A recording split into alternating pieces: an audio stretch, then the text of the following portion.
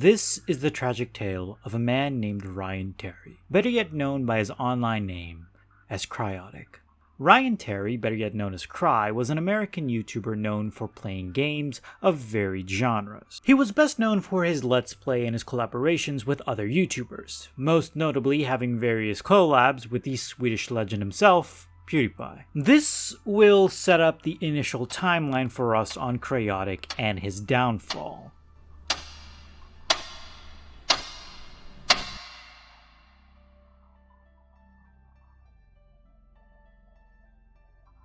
He started his channel back in March of 2006, but wasn't until he uploaded his very first video back in August of 2007.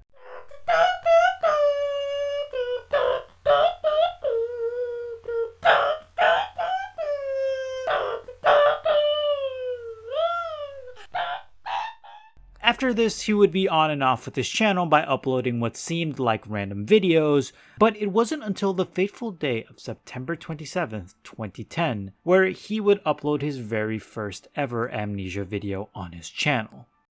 Okay, Amnesia, The Dark Descent. I hate horror games. I am a coward. I couldn't finish Penumbra at all. I got maybe an hour into that. And these are the guys that made Penumbra, and this is apparently much more terrifying than Penumbra. So, all you people who have enjoyment over shocks and thrills, you guys are messed up. So, I've never played this before. I gotta start a new game. After this, he would upload Amnesia videos for a while. This would spiral him and his channel into becoming a horror-focused channel. Occasionally, he would break away from the horror content. Yes, she is! Yes, she is! You got it this time! You got it now! Here it is! Destroy! Yeah! Yeah! Fucking yeah! Yes! Took you long enough, you douche! But it was safe to say that around this time, his main channel was mainly consisted of horror games. Fast forward a few years later, and Cry would be comfortable playing other non-horror related games on his channel, although he wouldn't upload full-length Let's Plays and multi-parters for these videos unlike his horror videos, which consisted of more than 4 episodes. But all seemed alright so far. For Cry, the end was nowhere in sight. He had a successful YouTube channel, was streaming on Twitch, and seemingly had a very devoted and active fan base. So, what went wrong? Well, a lot, apparently.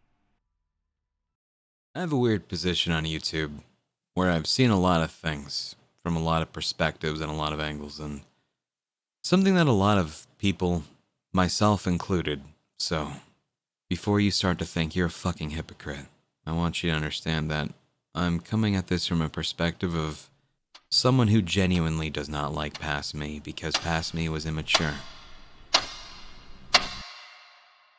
The year was 2020.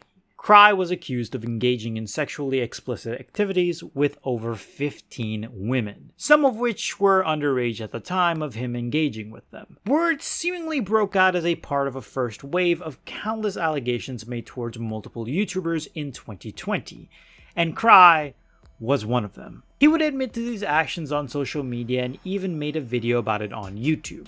The video was about 4 minutes and 22 seconds long and received a large amount of backlash with context alone.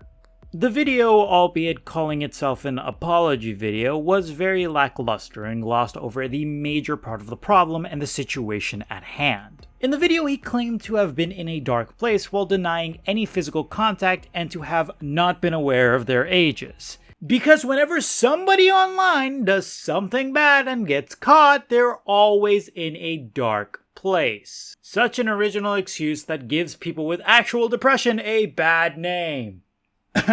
Anyways, he has since said that he will post a follow-up video with a more thought-out statement, but the situation got even worse when the authorities and even the FBI were brought up into the situation. Since then, it's been almost 2 years and no such video has come up. X-fans in a subreddit have compiled a timeline of what happened and public accusations against Cry, including streams, transcripts, and tweets showing screenshots of worrying conversations with his actions dating as far back to around 2011.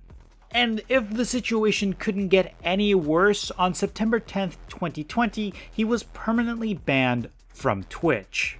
In November 2020, his profile picture on Twitter was set to a sentence with a black background labeled "More to Come," speculating that Cry was planning to make a comeback and or to make a better statement. But currently, both of these have yet to come to fruition, and his Twitter has been stagnant since.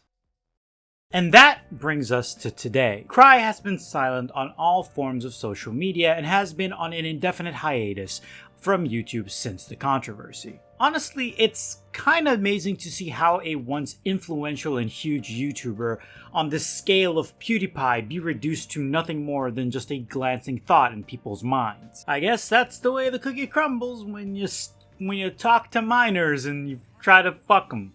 But that's it for this video. Tell me what you think of Cry and if you have any stories of watching him from back in the day. I'd love to hear your stories and I'd love to hear them in the comment section down below. Hopefully you guys enjoy and I'll see you guys when I see you guys. Sorry this video was very short. I wanted it to be a lot more content packed, I guess, or more edited focused. So that's why it took a while to come out. But hopefully you guys enjoy and I'll see you guys when I see you guys. And if you have somebody else that you want me to make a video about, just leave it in the comment section. Until then, bye!